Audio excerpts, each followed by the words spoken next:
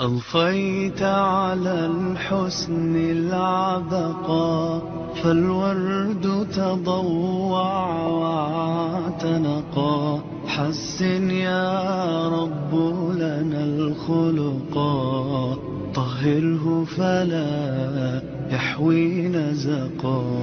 أضفيت على الحسن العبقى فالورد تضوع واعتنقا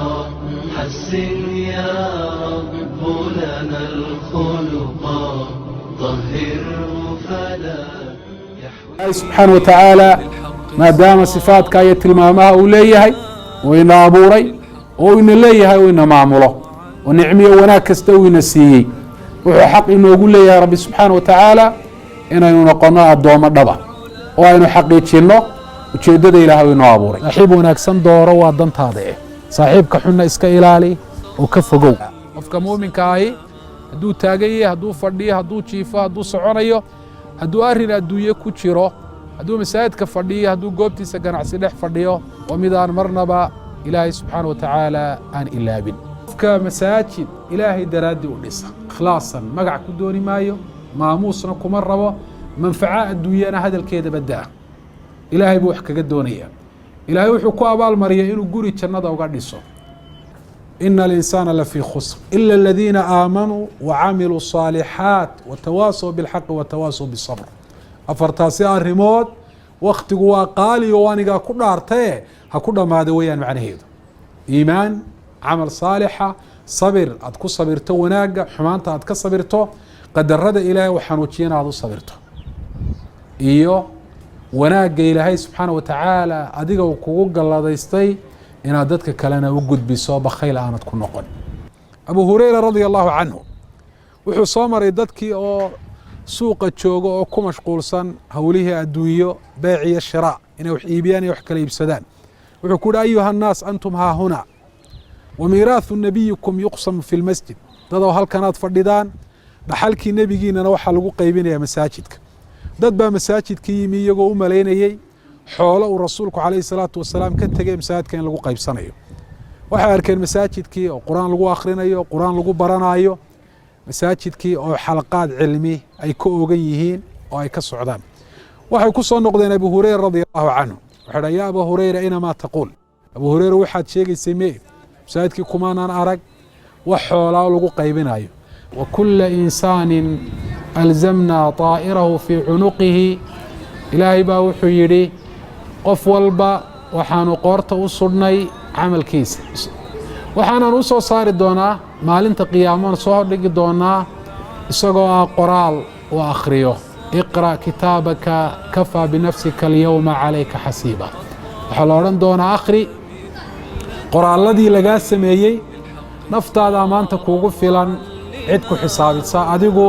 قرنقص أضفيت على الحسن العبقى فالورد تضوع واعتنقا حسن يا رب لنا الخلقا طهره فلا يحوي نزقا أضفيت على الحسن العبقى فالورد تضوع واعتنقا حسن يا رب لنا الخلقا طهره فلا يحوي نزقا. إن الحمد لله نحمده ونستعينه ونستغفره ونعوذ بالله من شرور أنفسنا ومن سيئات أعمالنا من يهده الله فهو المهتدي ومن يضلل فلن تجد له وليا مرشدا وأشهد أن لا إله إلا الله وحده لا شريك له وأشهد أن محمدا عبده ورسوله صلى الله عليه وعلى آله وصحبه وسلم تسليما كثيرا أما بعد السلام عليكم ورحمة الله وبركاته إلهي سبحانه وتعالى حكمتي سوحة كنستي dadkan bani aadamka adduunyada dusheeda uu ku abuuray inay yihiin dad isu baahan oo aan kala maarmin meel ku wada nool wada dhaqan iyo mucaamalaad kala duwanina had iyo jeeraale ay dhex marayaan waxaa mid ilaahay subxaana wa tacaala lagu mahadiyo ah ilaahay subxaana wa tacaala inuu qorsheeyey jideeyey sharciyeeyey qaabka ugu wanaagsan ee ay tahay dadku inay u wada dhaqmaan taasoo ay ku hagaagayso noloshoodan adduunyo aakhirana arrinta noocaasi ay u noqonayso sahay wax ilaahay u dhoweeya waxay ku galaan jannada naar iyo cadaab ilaahayna subxaana wa tacaala ay kaga badbaadaan sidee bay tahay aniga iyo adiga iyo qof kasta oo muslimiba inuu la dhaqmo dadka noocyadooda kala duwan dadka uu la nool yahay dadku waxa ay leeyihiin waalid iyo walad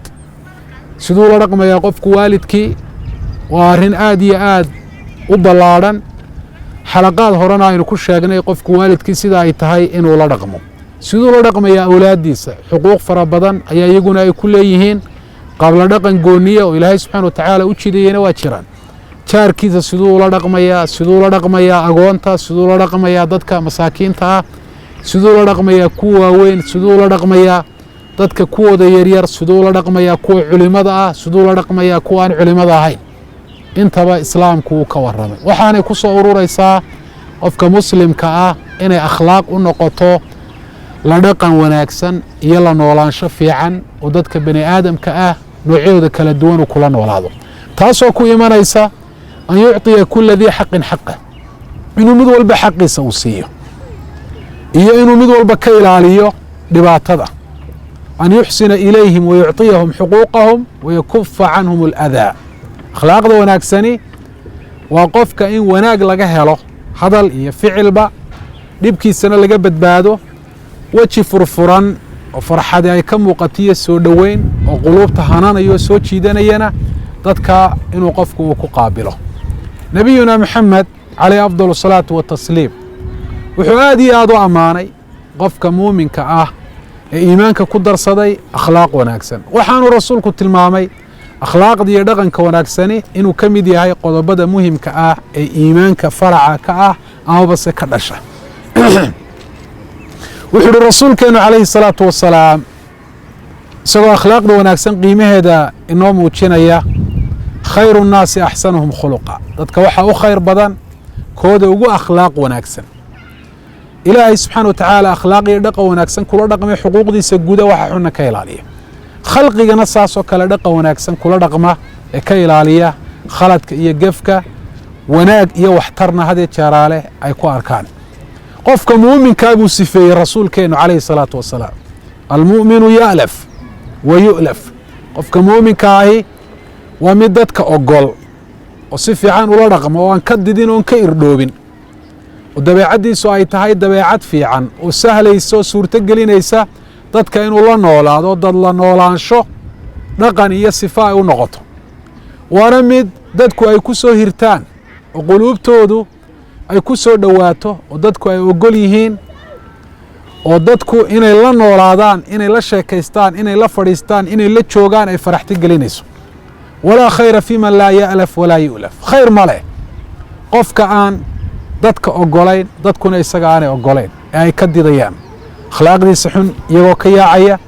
dabeecaddiisa adag iyo dhaqankiisa qallafsan iyaga oo naftooda uga ba'aya oo ka durkinaya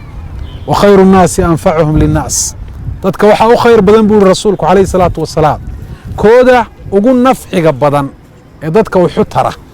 qofka muuminkaah maaha mid anaaniya oo tiisa uun ka shaqeeya maslaxaddiisa iyo dantiisuun eegta oo qof had iyo jeeraale nafci iyo waxtar u leh bulshada iyo biicada uu ku dhex nool yahay waa ka rasuulkeenu calayhi الsalaatu wasalaam qofka muuminkaa tusaale uga dhigay geedka timirta ah geedka timirta ahi dhammaantii waa waxtar xididkiisa ilaa baarkiisa meel la tuuro ma leh dadku haddii ay shiidaan wuxuu ugu jawaabaa midho fiican inuu u soo daadiyo isagu ma shiido mana dhibaateeyo qofka muslimka ah geedkaasuu rasuulku calayhi الsalaatu wasalaam uu tusaale uga dhigay ilaahayna addoomihiisa wuxuu ugu jecel yahay kuwa ugu nafciga iyo waxtarka badan dadka aqoon ku anfaca waxtar kale ku anfaca dadka ku anfaca diin iyo wax iimaankooda kordhiya oo aakhiradooda waxa weeyaan hagaajiya dadku waxay u baahan yihiin ku anfaca hadday tahay gaajo inay ka biyaan haraad inay ka biyaan cagaag inay ka biyaan arad saasoo kale inay ka biyaan kuwaasuu ilaahay subxaana wa tacaala ugu jecelya axabu الnaasi ilى اllahi anfacuhum licibaadi dadka ilaahay wuxuu ugu jecel yahay kuwa addoomihiisa ugu waxtarka badan aniga iyo adiguba sidee ayay tahay dadka inaynu la dhaqanno islaamku qofka muslimka ah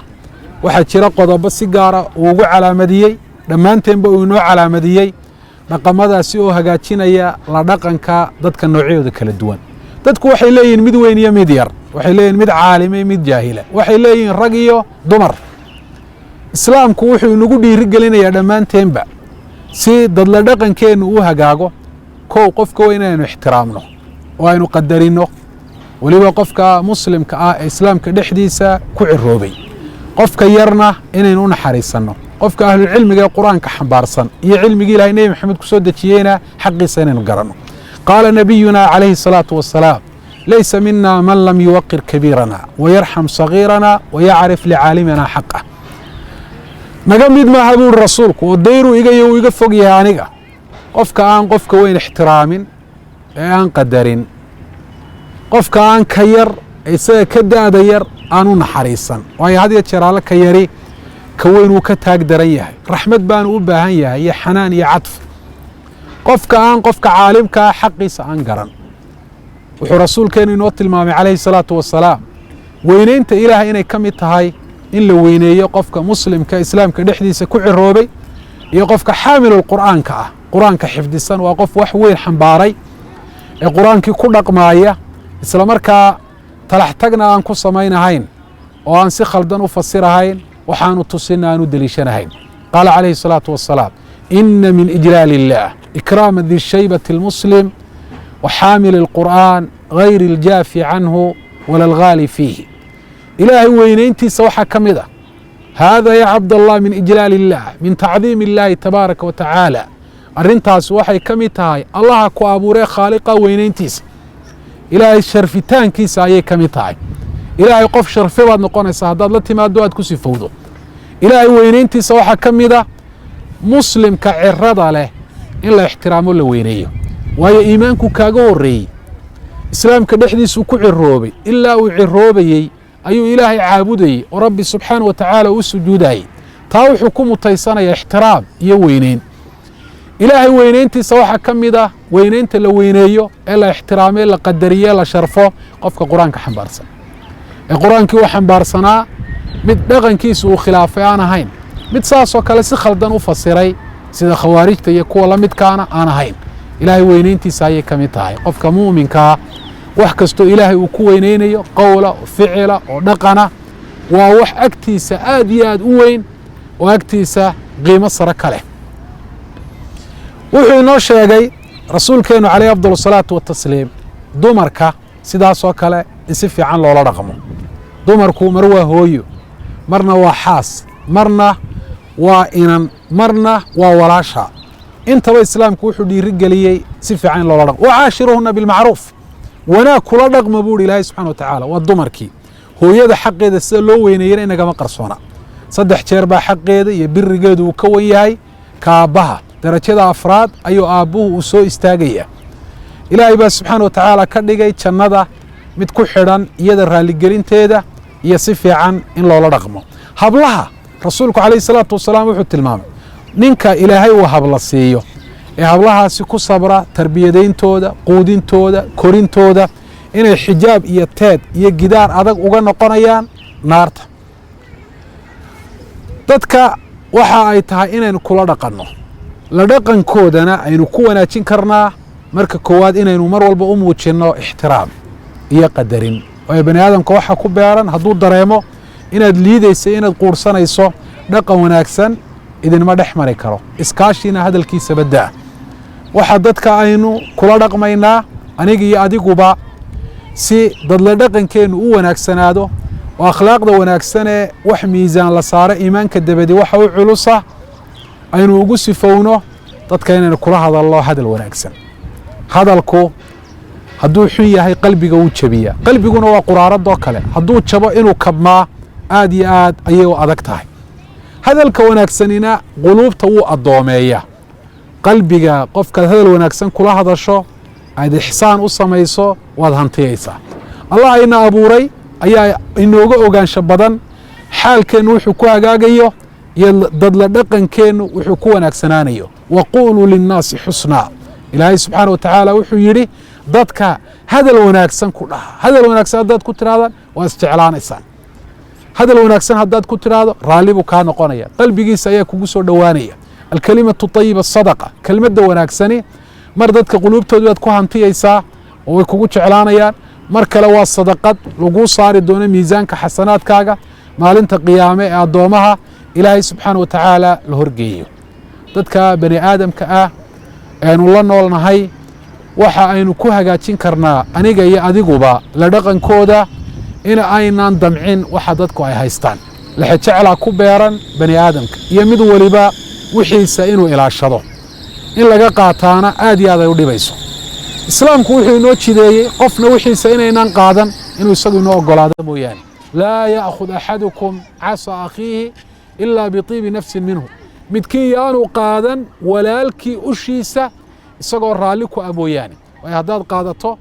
waxaa imanaya wada hadal, iskhilaaf baa imanaya, in la kala dhintaabaa imanaya, in la kala jeestaa imanaya, dabeetana wada dhaqankii wanaagsanaa ilaahay inaga doonayey ayaa meesha ka baxaya. izhad fii maa cinda annaas yuxibuka annaas. dadku waxa ay haystaan ka zaahid oo damacaaga ka jar, dadku waa ay ku jeclaan doonaan. qofka damaca badan, baryada badan, dadkaada jeer wax weydiista, xoolahooda isagu inuu la wareego doonaya,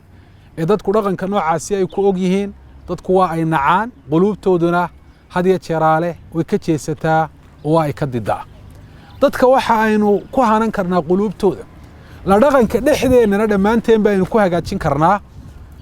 dalaaqatulweji, weji furan iyo alibtisaama, dhoolla caddayn, had iyo jeeraale dadka inaad ku qaabisho. nebigeennu calayhi salaatu wasalaam wuxuu yidhi laa taxqiranna min almacruufi shaya walow an talqa akhaaka biwajhin talq. ha yaraysanin wax ka mida wanaagga, walow wanaaggaasi ha noqdo walaalkaa inaad kula kulanto weji furfuran. ha yaraysanin weji furan oo soo dhoweyn ay ka muuqato iyo farxad iyo ixtiraam. walaalka haddaad kula kulanto hada min almacruuf aladii sayuudacu fii miisaanika yowma alqiyaama. kaasi waa mid ka mida macruufka iyo wanaagga miisaanka lagu saari doono maalinta qiyaame. nebigeennu calayhi salaatu wasalaam wuxuu ahaa dadka ka ugu akhlaaq wanaagsan. ilaahay baa ku ammaanay, qof walba xaqiisa ayuu siin jiray. wuxuu nebigeennu ahaa kathiira alibtisaam, mid dhoola caddayntiisu ay badan tahay. jariir ibni cabdillaahi albajali wuxuu yidhi maa dakhaltu cala annabiyi mundu aslamtu ilaa tabasama fii wajhi. mar kastoo rasuulka calayhi salaatu wasalaam aan u galo, markaan islaamay laga soo bilaabo dhoola caddayn ayuu rasuulku calayhi salaatu wasalaam igu soo dhoweyn jiray. waxaa dadka la dhaqankooda aynu ku wanaajin karnaa qof walba inaynu dejinno mansiladiisa iyo darajadiisa. anzilu naasa manaasilahum, qof walba meeshiisa dejiya. qof baa mas-uula, qof baa caalima, qof baa yar, qof baa weyn, qof baa faqiira, qof baa haniya. qof walba haddii halkiisa la dejiyo, xaqiisana la siiyo, sida ku habboonna loola dhaqmo, waxaa dhacaysa wada dhaqanka dadka dhexdoodu inuu hagaago. aniga iyo adigaba waxaynala gudboon inaynu miisaanka isa saarno. sidaynu dadka ula dhaqannaa? dabeecaddeennu waa sidee? dadka ma u dulqaadannaa? ma u sabirnaa? xuquuqdeenna qaarkeed ma ka tanaasullaa? mise waxaynu nahay kuwo intooda inay goostaanna go-aan ay u tahay, inta lagu leeyahay inay duudsiyaanna dhaqan iyo dabeecad ay u tahay. ilaahay baynu subxaana watacaala weydiisanaynaa inuu ina waafajiyo akhlaaqda wanaagsan, la dhaqanka dadkana ilaahay subxaana watacaala in uu inoo wanaajiyo. ilaahay baynu subxaana watacaala weydiisanaynaa dabeecadda inuu inooga dhigo mid fiican oo keenta quluubtu inayna jeclaato, inagu soo hirato. wajazaakum allahu khayra. wasalaamu calaykum waraxmat ullahi wabarakatu. أضفيت على الحسن العبقى فالورد تضوع واعتنقا. حسن يا